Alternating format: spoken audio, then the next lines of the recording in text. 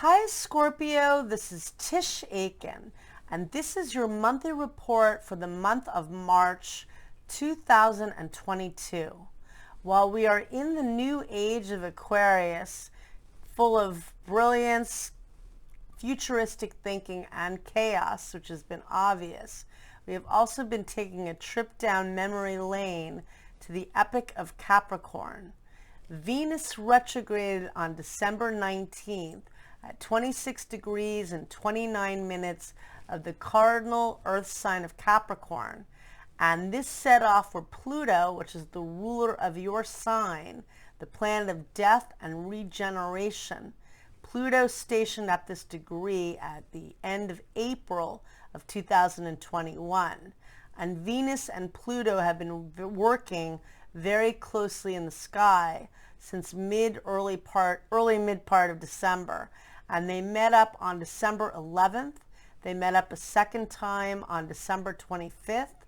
And they will meet up a third and final time on March 3rd.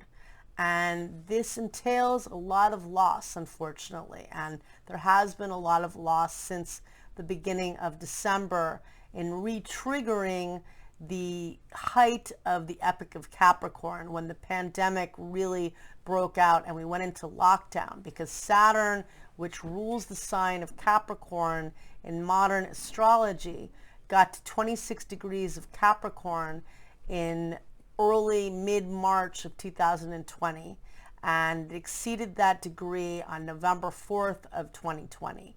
So we're speaking back to that time, hopefully reevaluating choices that you maybe had to make during that time, seeing if you can structure them in a better way, and also honoring and mourning all of the loss you have endured. And as we begin the month, there are 3 points transiting in Capricorn: Venus, Mars, and Pluto.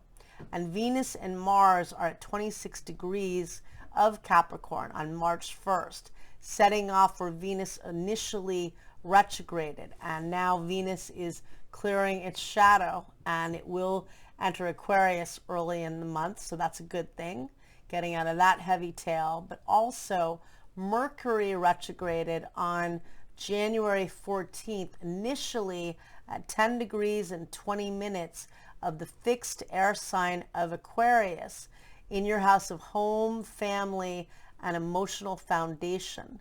And Saturn's transiting in this sector of your chart until March 7th of 2023. So a lot of focus for you on home, family, real estate, and if you have your own business, how you can structure and bring more of what you want to achieve. But reassessing what the last few years, when we were in the epoch of Capricorn, was a lot of limitations. And when Mercury stationed direct, it did so at 24 degrees and 22 minutes of the cardinal earth sign of Capricorn, setting off with the Saturn-Pluto conjunction occurred on January 12th of 2020. And that was the conjunction that brought down the structures of our world. And now we're healing together on the collective in this new time of a new digital revolution, really. And so we begin the month with 3 points transiting in your house of thinking, communicating, local community, learning, sales, marketing, reevaluating how you can be more productive in that area.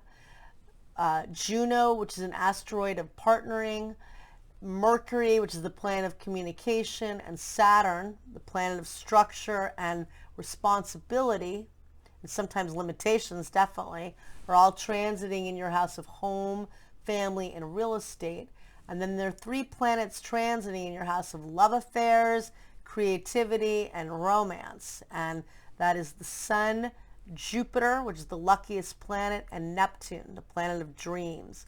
So a lot of focus on that area. You've got Jupiter, which is a fellow water sign in its dignity, transiting in your house of love and joy on and off till December 20th of this year. So that's a really nice thing. So we begin the month, and on March 1st, the sun forms a helpful sextile to Uranus at 9:05 p.m. Pacific Standard Time, and on March 2nd at 12:05 a.m. Eastern Standard Time. And that is a very innovative energy. It could be a time where you meet somebody romantically, or just good for brainstorming on creative projects. On March 2nd, Mercury, which is the planet of communication, meets up with Saturn, the planet of restrictions, at 11:33 a.m. Eastern Standard Time. It's good for focusing on projects that require a lot of focus, research, because they're transiting in your house of learning and thinking, but it also can make you feel a little bit stressed. However, there is a beautiful new moon that occurs at 12:35 p.m. Eastern Standard Time at 12 degrees and 7 minutes of the mutable water sign of Pisces.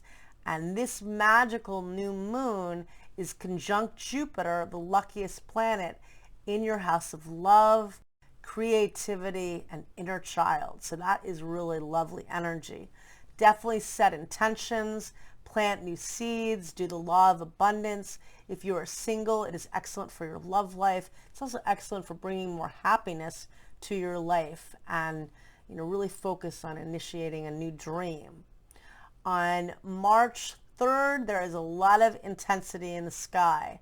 Mars and Pluto meet up at 3:43 a.m. Eastern Standard Time in your house of thinking, and that is a very combative energy, and those are also both the rulers of your sign. Mars is the ancient ruler and Pluto is the modern ruler, and there could be a lot of combative words and communication. Venus meets up with Pluto at 12:56 p.m.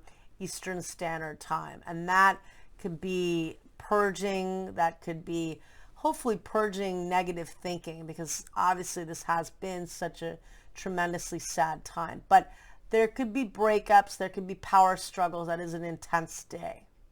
On March 5th, we have some really lovely energy, and that's a day to circle in your calendar. At 9:06 a.m. Eastern Standard Time, the sun meets up with Jupiter, and that is a very auspicious, romantic energy for you.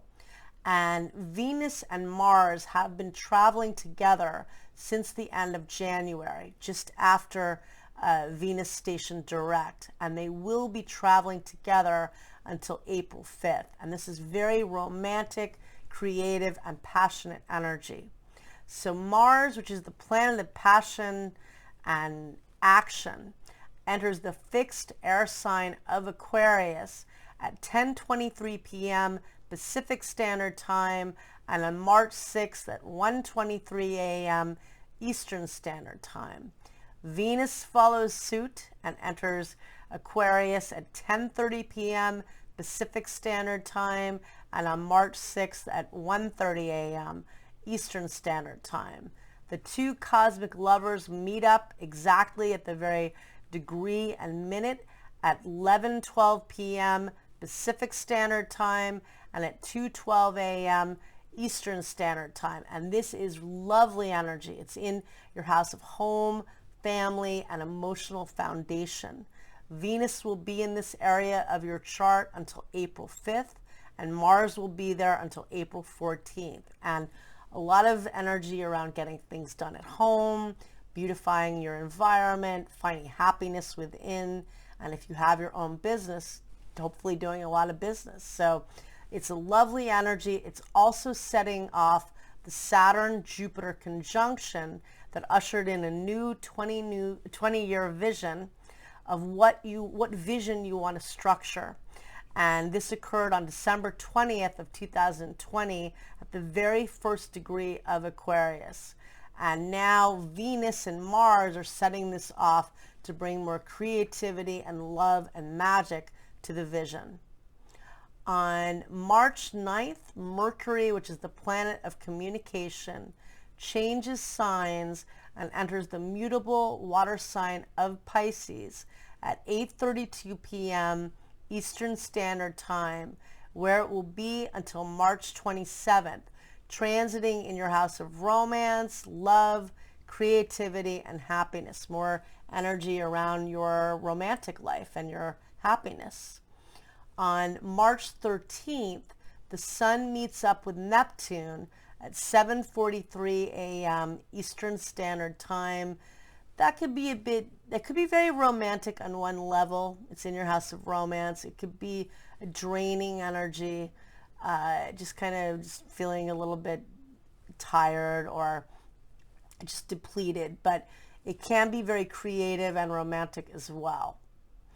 On March 17th, Mercury forms a helpful sextile to Uranus at 8:13 a.m. Eastern Standard Time, and that's good for networking and partnering with others.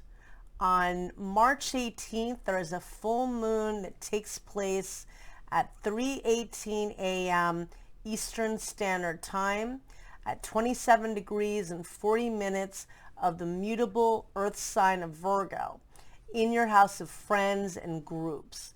Perhaps there's some emotional issues with friends. Maybe there is something that you've been working on, a project with a friend that brings fruition. There is good energy that day. The full moon is always, emotionally intense, but Venus forms a helpful aspect to Chiron, the wounded healer, at 12:24 p.m. Eastern Standard Time. And then the sun forms a helpful aspect to Pluto, the planet of empowerment and transformation, at 3:57 p.m. Eastern Standard Time. So that's very helpful energy and focusing on, releasing, like maybe you're doing a full moon ritual with friends. That would be a lovely way to use that energy. On March 19th, Venus squares Uranus at 7:16 a.m.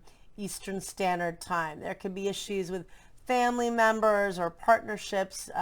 Could be, whatever you expect it to be. It probably will be something else. Expect the unexpected, but could be some changes in plans or twists and turns. Hopefully it's creative and exciting. On March 20th, we have the equinox, which we have twice a year. And that is when the sun is exactly above the equator and it's equal day and equal night. In the northern hemisphere, it is the beginning of the spring season. It's a time of renewal, fertility, and new beginnings. And in the southern hemisphere, it is the beginning of the fall equinox, honoring endings and loss. The leaves are falling, but that's also a ritual and a season of life. And do some kind of a ritual to honor the season of, the next few months. And so there also is a Mercury-Jupiter conjunction that occurs at 11:06 p.m. Eastern Standard Time, bringing optimism to this equinox. And that conjunction falls in your house of love and creativity. On March 22nd, Mars squares Uranus at 4:44 p.m. Eastern Standard Time. Could be combative energy with people. Lay low with that, definitely. Could be family members. Could be all sorts of relationships. On March 23rd, the sun meets up with Neptune at 7:43 a.m. No, Mercury rather meets up with Neptune at 1:44 p.m. Eastern Standard Time. I'm still working under the restrictive energy of Capricorn, so hopefully you'll give me a break. But Mercury meets up with Neptune, and that could uncover some deception or misunderstandings with relationships. And it is very good manifesting energy, but it is a sensitive energy. On March 26th, Mercury forms a helpful aspect to Pluto, the planet of transformation, and that occurs at 6:35 a.m.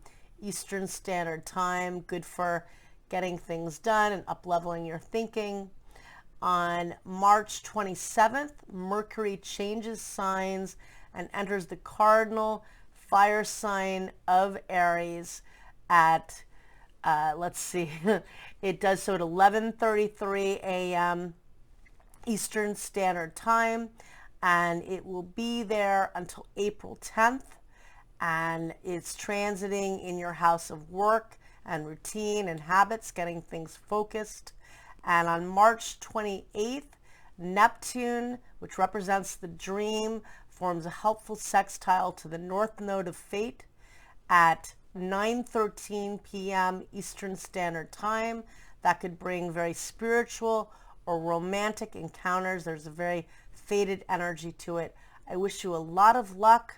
We're getting out of the restrictive Capricornian energy and working with the Venus-Mars magic, and also Jupiter and Neptune are transiting together. They will become conjunct on April 12th at 23 degrees of Pisces, but they're transiting in your house of love and happiness, and that's a very manifesting energy. So making use of that as well. Thank you, Scorpio, and good luck.